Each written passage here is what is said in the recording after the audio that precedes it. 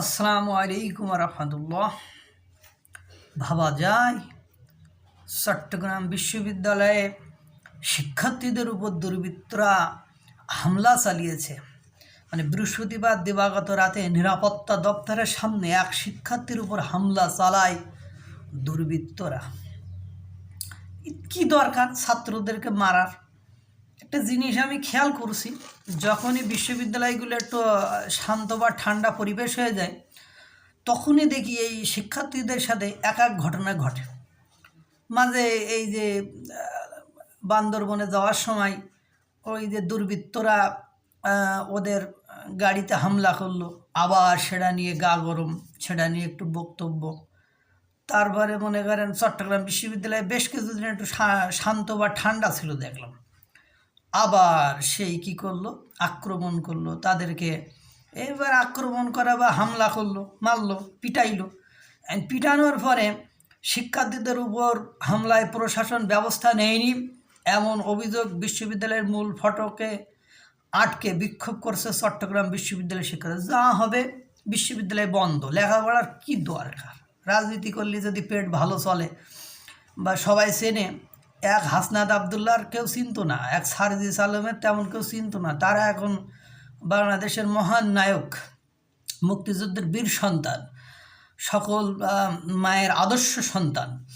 তাই ওরাও চিন্তাভাবনা করছে যে এইসব করলে যদি এত ক্রেডিট হয়, এত সুনাম হয়, আসিফ নাহিদ এদের মতো যদি সুনাম হয়, তাহলে আর পড়ালেখা করে কী লাভ, ও চাকরি বাকরি করে কী লাভ? যেমন ফরিদপুরের ইউনোকে এক ছাত্রর অভিযোগে যখন তখন অব্যাহতি, তো দেখছি এটাই তো ভালো পেশা।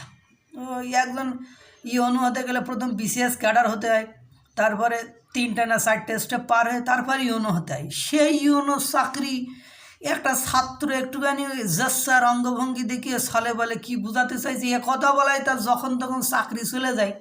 তো ওই চাকরি চেয়ে কি এই সমন্বয়ক হওয়া বা এই ছাত্র নেতা হওয়া বা এটা সম্মানে না? এখন হাসনাত আবদুল্লার কথায় দেড় চলে, সার্জিসের কথায় দেড় চলে, আসিফ নাহিদের কথায় দেড় চলে। লেখাপড়া শিখে আর পুলিশরা মাইর খায়। পুলিশরা বিভিন্ন জায়গায় এখন পিটানি খাচ্ছে। কালকে দেখলাম যে কোন জায়গায় একজনের এই সিভিল ড্রেসে গ্রেপ্তার করতে যে তার একটু মাইট টাইট দিয়েছে, সে মারা গেছে। তার এদেরকে মাইট টাইট দিয়ে পুলিশের এই সিভিল ড্রেসে ছিল ওদের আটকায় রাখছে। পরে পুলিশ আর আর্মি এসে ছাড়াই নিয়ে গেছে।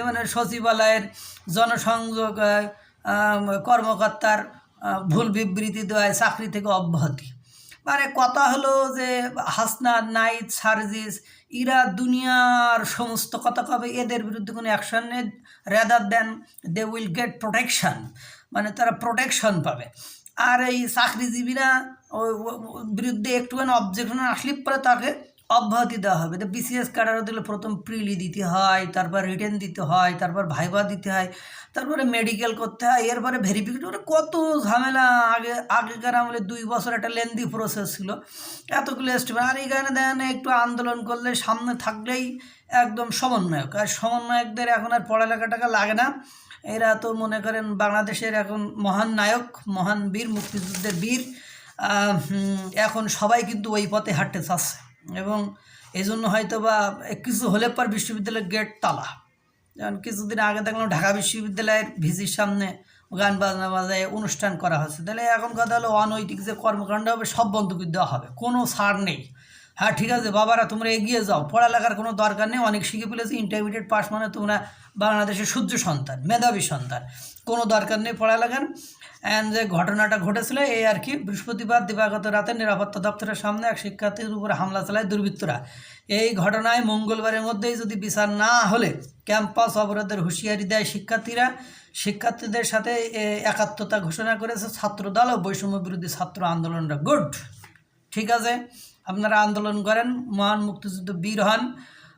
ওসব কর্মকর্তা কর্মচারী হয়ে কোনো লাভ নেই, কারণ ও চাকরির কোনো গ্যারান্টি নেই। সরকার পরিবর্তন হলে, যেমন আওয়ামীর আগে যারা চাকরি বাকরি পাইছিল ওদের সব চাকরি চলে যাচ্ছে, আবার এ সরকার যদি কোনো কালে পরিবর্তন হয়ে যায় আপনাদের বলে চাকরি বাকরি চলে যাবে, আর সমন্বয়কের চাকরি বলে থাকবে। এই সময় যে একটা চাকরি করলে যে টাকা বেতন পায় সারা জনমে, যদি প্রত্যেক মাসে 1 লক্ষ টাকাও বেতন পাওয়া যায়, সারা জনমে 2.5 কোটি টাকা হয়। একটা সমন্বয়ক হলে বা একটা ফ্রিডম ফাইটার হলে বা অন্য কোনো কিছু হলে রাজনীতি করলে বড় অনেক টাকা পাওয়া যাবে, অনেক সম্মান, দেশের লোক সবাই চিনবে, এক বাপকে চিনবে, এটাই হলো ভালো একটা পেশা। আল্লাহ তাআলা সকলকে ভালো রাখুক, সুস্থ রাখুক। আসসালামু আলাইকুম ওয়া রাহমাতুল্লাহ।